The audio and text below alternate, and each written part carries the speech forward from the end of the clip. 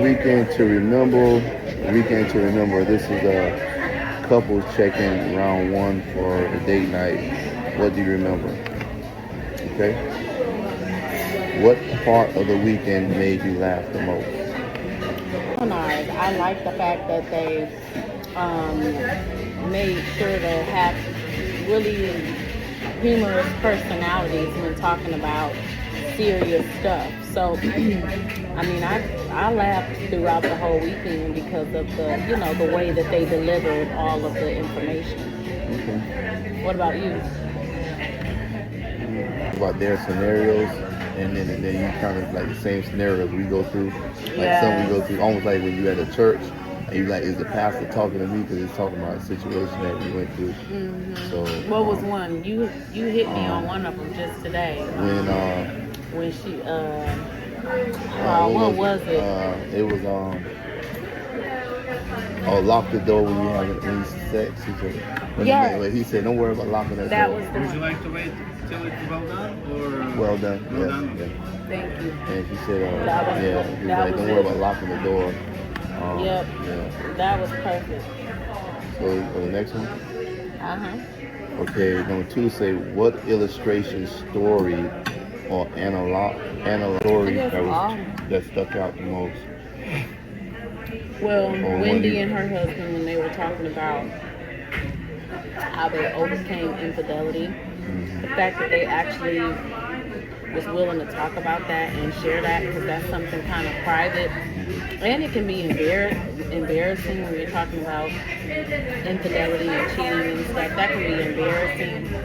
And she even started crying. So the fact that I know they're over it, because they shared it was something that happened in their marriage. It sounded as if it was, a while ago, but you can tell how she's still very probably happy that God brought them through it. But just the fact that they shared that story, that just really stood out to me. I mean, a lot of the other things stood out too, but I would say that's probably the one that mostly stood out because a lot of times I feel like couples don't want to share their hardships, especially in the days of social media now. People Mm. always want to act like everything is good, and they don't ever want to share the bad. And a lot of couples don't share when they're going through stuff. So I just appreciated being at a conference like this where they openly talked about their challenges, especially a challenge like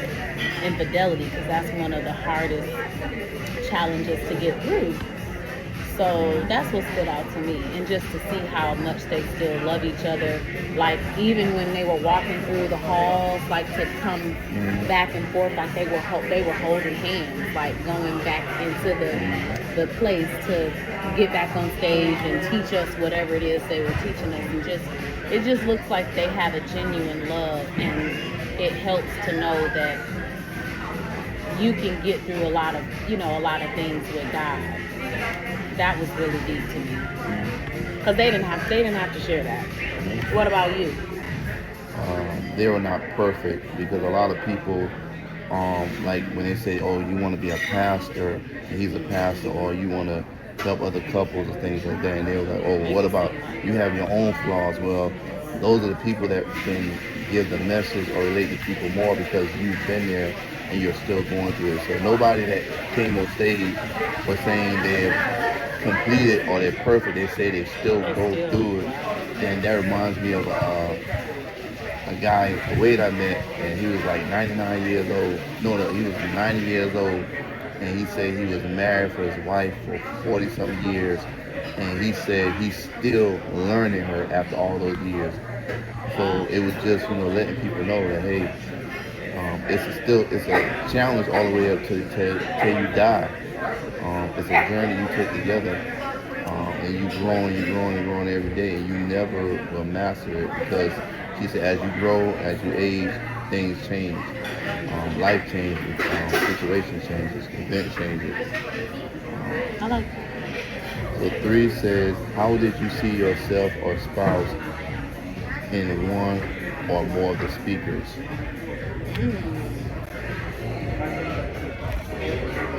I saw I saw myself in both of the speakers, Wendy and the other lady. I can't think of her name right now, but the main couple who were the ones who kind of were the MCs, I guess you could say. Just even though women are not a monolith, men are not a monolith, but just the fact that we do have some very similar attributes, and so it was funny to be able to relate to those wives with some of the things that they shared about what they go through with their husbands, and to just know, like, okay, it's not just me. I think it helps you to be able to stay committed to your marriage and stay committed to doing the work and getting better on both ends. You knowing that you still have work to do, because I loved how they expressed that they were also not perfect either, and how they either reacted to certain things or even how they may have brought certain things to their spouses. Just the openness of it all, I appreciate it. And so that's what helped me to know, like, wow, I relate to them, like, really well. I mean, it's almost like a lot of the specific things that they share that they've gone through in their marriages, not everything, but certain things, like, they would tell little funny stories about, like, where it was a misunderstanding between them and their husbands, and it's like, dang, we go through the same, Antonio and I go through the same stuff. So I would just say overall, I saw myself just in general in both of them, and how they reacted to stuff, even when they were talking about, like, when Wendy was talking about the sex, and that, even that stuff too, was like very, very relatable. So I saw my events in my life in them where you pay attention to when the men talk and they're married and they're working themselves to become better, but people didn't pay attention. They each had a unique stories of them coming from households that was not strictly religion, but even though you weren't a church person, the spirit of God was still in the fathers that allowed them to teach their sons lessons without them knowing they were being taught lessons until later on. So that's a valuable thing, that the fathers are still needed in the household to give these sons experience in life, even though they might not have the household that actually pray together and Christian, but they still had that father's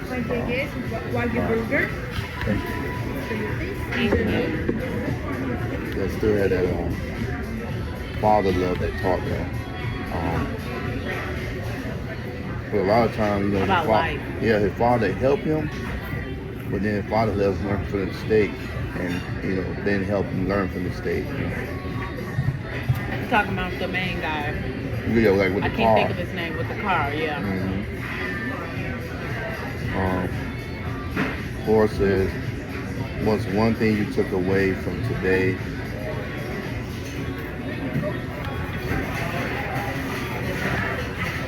So what's one thing you took away from today? Talking about Mike and Wendy Perry. But I learned from all of them. What was the question? I'm sorry. And I'll do round two. They say what's the one thing you took away from today? That marriage is work, which I already knew. But just a reminder that it's also worth it. It's actually one of the shirts that they have on sale out there. It says, I think I got it, marriage is work, but then they got work crossed out and it says worth it, if I'm not mistaken, something like that. So for me, overall, I think that, like, that kind of puts a bow on the whole workshop, like the whole thing, just about how you saw all those couples. I think they said it was 586 people registered from 36 cities, and all of these marriages or couples, because some people are not even married yet, but most of the people were married, from 3 weeks all the way to, I think, 40 years. And the fact that they come here either for the first time like us, Or you had the couple that got on stage, this was their 42nd year. Because this theme has been in existence since 1976. That is deep. And I think it just shows the power of God and the power of love. Yeah. Is it Burrs and Buster? Yeah. Okay. Enjoy. Thank you. The power of God and the power of love, and just the reminder too that God is love. And as long as you have that in your marriage, you can withstand the test of time, and you guys can overcome. And there was another part in the book that I remember when we were doing our exercises. It said something along the lines of successful marriages are filled with two people who are great at forgiving. And I was like, wow, that is so true. Like, that's the only way you can stay married is if you're good at forgiving. Because literally, you gonna be forgiven almost like every day, just from little stuff of like getting on each other's nerves, getting into an argument, offending each other, trying to figure out how to communicate, how to listen, when to be quiet, when to interject, when to you know what I'm saying, make a certain decision, how to make a certain decision. It's just so many things that you're gonna face on a day-to-day basis. You literally have to be in the mindset of being forgiving over and over and over. Like the Bible said, when somebody offends you, you're supposed to forgive them, 70 times 7. So that's 490 times. And of course we know that that's like a metaphor, but it's basically meaning you should have a heart to continue to forgive, because that's how God forgives us that way. I know I was long-winded, but that was mine. What was yours? Piece of your bacon. Well, mine was letting people remember when they slowly forget. They always talk about God, this and Christianity, but they slowly forget because that is a tool of the beast, is to the greatest trick the devil ever did was convince you he didn't exist. So a lot of times you hear people speak of God and God and God and God, and today they rarely speak of the hidden evil or the devil. They always saying, like, they'll say God name 1,000 times. They might say the devil name one time, but the devil has more play in the life and what's going on than they give him credit for. So his hands in everything, weaving and cleaving, like you said. And his tools are many. His tools are the friends you hang around.